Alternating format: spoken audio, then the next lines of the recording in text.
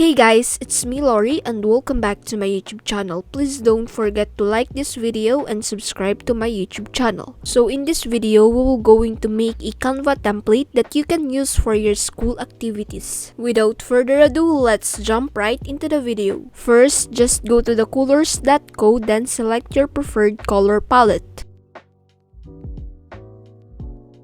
After selecting a color palette, just go to the Canva, then create a design.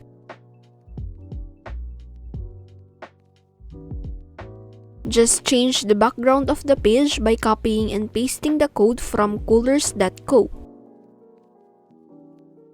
Just insert a rounded square shape, then change its color.